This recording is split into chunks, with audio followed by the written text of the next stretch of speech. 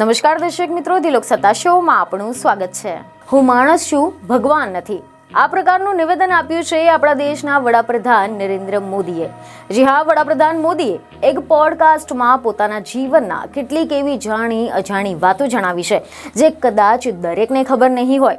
અને હવે પીએમ મોદીની આવી ઘણી બધી જાણી અજાણી વાતો તમને જાણવા મળશે, કેમ કે વડાપ્રધાન મોદી આવી રહ્યા છે ઝેરોધાના સહસ્થાપક નિખિલ કામથના પોડકાસ્ટ પીપલ બાય WTF પર, જેનું એક ટ્રેલર પણ ગઈકાલે એટલે કે ગુરુવારે રિલીઝ કરવામાં આવ્યું છે। સમાચાર એવા મળી રહ્યા છે કે વડાપ્રધાન નરેન્દ્ર મોદીએ ઝેરોધાના સહસ્થાપક નિખિલ કામથ સાથે પોડકાસ્ટ કર્યું હતું। પોડકાસ્ટનો વિડીયો રિલીઝ થતા પહેલા નિખિલ કામથે આનો 2 મિનિટનું ટ્રેલર પણ રિલીઝ કર્યું છે। અને આ ટ્રેલરમાં નિખિલ પીએમ મોદીને ઘણા બધા સવાલ પૂછતા જોવા મળે છે, જેના જવાબ વડાપ્રધાન આપી રહ્યા છે। જેમાં નિખિલ પીએમ મોદીને એવું પૂછે છે કે જો કોઈ યુવા નેતા બનવા માંગે તો શું કોઈ ટેલેન્ટ છે કે તેને કોઈ ટેસ્ટ કરી શકાય છે? ત્યારે આના સવાલના જવાબમાં પીએમ મોદી કહે છે કે સારા લોકોએ રાજકારણમાં આવવું જોઈએ। આવા લોકો જે મહત્વાકાંક્ષા સાથે નહીં પરંતુ મિશન સાથે આવે છે। જ્યારે તેઓ મુખ્યમંત્રી બન્યા ત્યારે તેમને ભાષણ આપ્યું હતું અને પછી તેમને જાહેરમાં કહ્યું કે ભૂલો થાય છે, મારી પણ થઈ હતી, હું પણ માણસ છું, દેવતા થોડું છું।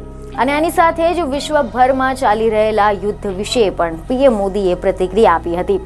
તમે જણાવ્યું કે સંકટના સમયમાં અમે સતત કહ્યું છે કે અમે તટસ્થ નથી। તેમણે કહ્યું કે હું સતત કહી રહ્યો છું કે હું શાંતિના પક્ષમાં છું। તા ઉપરાંત તેઓ તેમની પ્રથમ અને બીજી ટર્મ વિશે કહે છે કે પહેલા કાર્યકાળમાં લોકો મને સમજવાની કોશિશ કરતા હતા અને હું પણ દિલ્હીને સમજવાની કોશિશ કરતો હતો। જો કોઈ દક્ષિણ ભારતના મધ્યમ વર્ગના પરિવારમાં ઉછર્યું હોય તો તેને બાળપણથી જેવું કહેવામાં આવતું હોય છે કે રાજકારણ એક ગંદી જગ્યા છે। આ બાબત આપણા સમાજમાં એટલી બધી ઊંડી ઉતરી ગઈ છે કે તેને બદલાવી એ બહુ જ મુશ્કેલ થઈ ગઈ છે।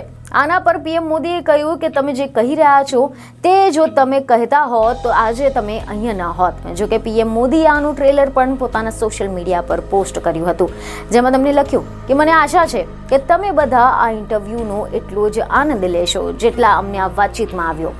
બીજને એક ખબર સાથે ફરી મળીશું। ધન્યવાદ।